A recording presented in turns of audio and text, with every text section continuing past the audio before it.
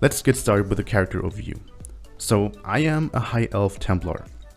High Elf and Dark Elf are the two races that I recommend. High Elf gives a little bit better sustain because it has 10% more Magicka recovery.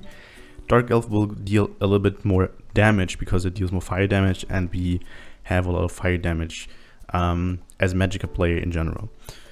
I use the Thief Stone for extra crit, and we use max health and max Magicka food.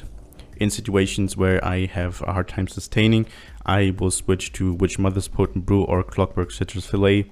Both work, just depends on how much money you want to spend on your buff food. We are a vampire for the extra recovery, so you want at least stage 2. Stage 3 is also fine for damage reduction, stage 4 is not really needed. That's pretty much it for the stats. Let's get to gear. So as a monster set, I use Zaan. Zaan is the most powerful set here on Magicka. It gives crit and this really strong flame beam. However, like even if you play ranged, you can move into melee range every now and then and proc the set and make use of it. I used to play it on my my Magicka Nightblade and my Magicka Sorcerer all the time, even in fights where I had to play ranged, and it still out DPS'd all other sets. If you cannot move into melee range all the time because of how your group is set up, you can swap it out for Vulcan Scoria. It's perfectly fine. It will give you a little bit more health, but not as much damage. However, in fights where you feel like your monster set is kind of useless, what you can do is go 2 pieces of different monster sets. For example, like 1 piece Zaan and 1 piece Alambris for more Magicka, or 1 piece Zaan and Ice Heart or Slimecraw for extra crit, or 1 piece Zaan and 1 piece Molokina, for example. It also works. In fights where you do not get a lot of Comet Prayer and you need that Minor Berserk for the extra 8% damage buff, you can go to Slimecraw to get Minor Berserk at all times. However, keep in mind, because of the way how damage is calculated, it's not actually 8%, it's more like around 5.5–6%, something like that. So that's pretty much it for the monster set. We were 1 medium and 1 heavy piece. Obviously you want the head in heavy and the shoulders in medium. I'm just not lucky to get the shoulders in medium divines. So we have infuse on the big piece, divines on the small piece. Then the other 5-piece sets that we use is obviously Perfect Sororia. Perfect Sororia, we wear 3 jewelry pieces and 1 staff in infused with the flame damage glyph. Now they fixed Sororia, so whenever you bar swap, you will still keep the stacks, the spell damage from the stacks. So you get up to 600 more spell damage, depending on if you have 20 stacks of the set or not. And after bar swapping, in previous patches, you lost the spell damage whenever you went to the back bar. Now you keep the stacks and the spell damage, which is really nice. So we wear 3 jewelry pieces. I have 1 arcane, 2 bloodthirsty, and it's completely up to you. And actually, it's a bit more up to the fight that you currently play. In certain fights, I would definitely go 3 bloodthirsty. In other fights, I would want to use more arcane. It depends a little bit on the situation, but in most cases 3 bloodthirsty will outperform because the Templar execute is incredibly strong.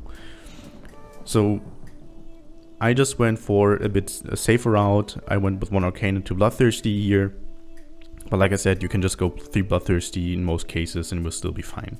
So Perfect Sororia, if you do not have it, you can just go with the normal Sororia, and yeah, that's pretty much the set, the first 5-piece set here. The other 5-piece set is the Spell Strategist set. So it gives us max Magicka, 2 times spell damage, and when we deal damage with a light attack, we place a mark on the target and we gain an additional 500 spell damage against the target, and that effect can occur every 4 seconds. The uptime is a little bit weird in combat metrics, so it should actually be 100% uptime. I think that's actually also the case because it outperformed every other set that I tested, like Burning Spellweave or Mother's Sorrow, for example.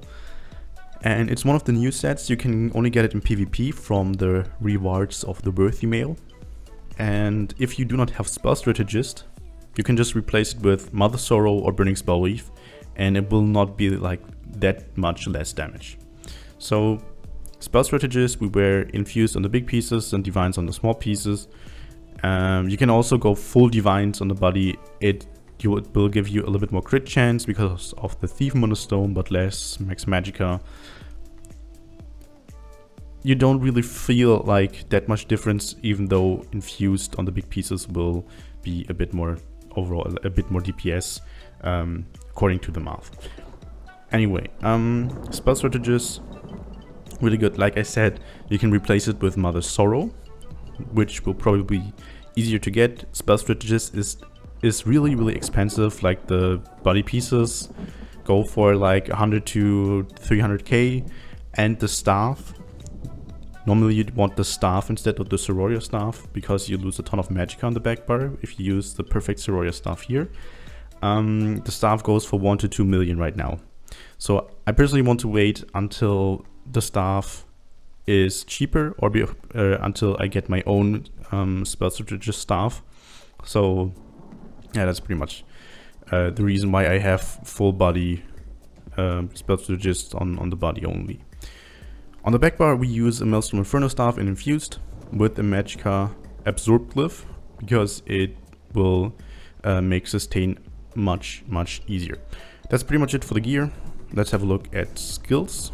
So main damage skill, obviously Elemental Weapon, really good. If you have hard time using light attacks, what you can do is just go with Force Pulse instead. Personally, I do not recommend to go Puncturing Streaks because you're only limited to playing melee range. With Force Pulse you can play melee and also play ranged, which you can also do with Elemental Weapon. Then we have Purifying Light, copies the damage. It's a little bit buggy, sometimes it doesn't deal damage.